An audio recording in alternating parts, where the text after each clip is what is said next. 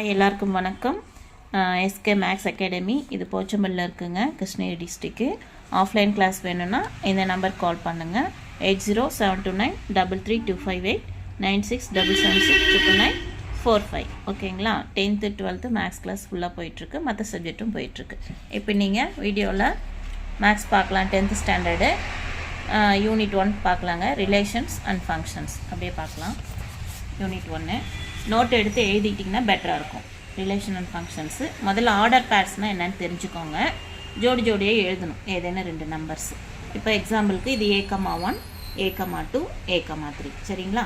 Okay, இது ஒரு model. அந்த மாதிரி நம்ம இப்போ 2,2 2,4 2,5 எழுதலாம். இந்த இப்படி இது மாதிரி இருந்தால் இது எஃப்ன்றத ஃபங்க்ஷன் சொல்கிறோம். எஃப்னா ஃபங்க்ஷன். இப்படி இருந்தால் ஏலேருந்து பிக்கு போகுது, அதாவது A to B. ஃபங்க்ஷன் ஆனது ஏலேருந்து பிக்கு போகுதுன்றது அர்த்தம். இது ஒரு பாயிண்ட். ஓகேங்களா? இது வச்சுக்கோங்க, யூஸ் ஆகும். எக்ஸாம்பிள் 1.1 பார்க்கலாம். இஃப் ஏ கொஷின் பார்த்துக்கோங்க புக்கில். 1 3 5 பி கொடுத்துருக்காங்க, 2 3 செட் ஆஃப். தென் ஃபைண்ட் என்னென்ன கண்டுபிடிக்கணும்? A கிராஸ் பியும் B கிராஸ் ஏயும் கண்டுபிடிக்கணும். இப்போ A கிராஸ் பின்னா ரொம்ப சிம்பிள், ஞாபகம் வச்சுக்கோங்க. ஏவை முதல்ல போட்டுக்கோங்க, இப்படி ஒரு வட்டம் போட்டு. அடுத்தது பியை பின்னாடி போட்டுக்கோங்க. கிராஸ் எப்படி பண்ணணும்னு நான் சொல்லித்தரேன். ஏல இருக்கிற எலிமெண்ட்ஸ்லாம் எழுதிக்கணும், பியில் இருக்கிற எலிமெண்ட்ஸ்லாம் எழுதிக்கணும். ஏல பாருங்கள், ஃபஸ்ட்டு இந்த நம்பர் ஃபஸ்ட்டு நம்பர் எடுத்துக்கிட்டு இந்த ஒரு நம்பர் அந்த பக்கம் இருக்கக்கூடிய எல்லா நம்பருக்கும் போகணும். ஓகேங்களா?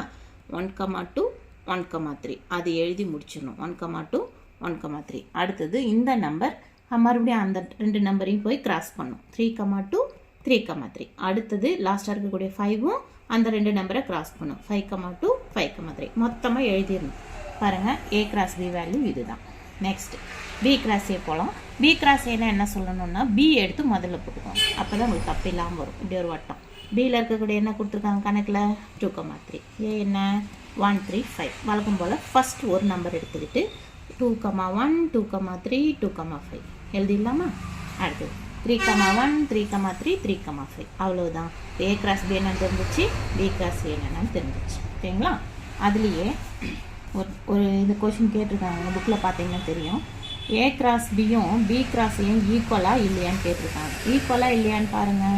இது வந்து A கிராஸ் பியில் 1,2ன்னு கொடுத்துருக்கு. அதே இந்த பக்கம் பாருங்கள் 2,1ன்னு வந்துச்சு. 2 ஈக்குவல் கிடையாது. நம்ம தானே 1,2 2,1 ஈக்குவல் கிடையாது. அப்போ இது நாட் ஈக்குவல்னு இப்படி ஒரு போட்டு ஒரு அடி அடிச்சிங்கன்னா அது பேர் நாட் ஈக்குவல். சரிங்களா?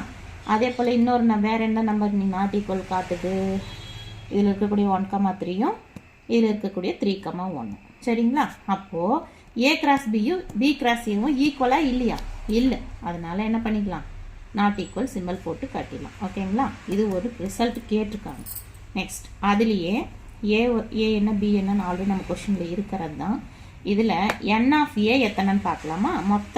மொத்த நம்பர்ஸ் 1 2 3, அப்போ 3ன்னு எழுதிக்கலாம். Bயில் N ஆஃப் B என்ன? 1 2, மொத்த மதிப்பு 2. ஓகேங்களா? ஓகே, அப்போ N of A cross B என்னவாக இருக்குன்னா 2 பெருக்கி எழுதிக்கணும். 2 3 6.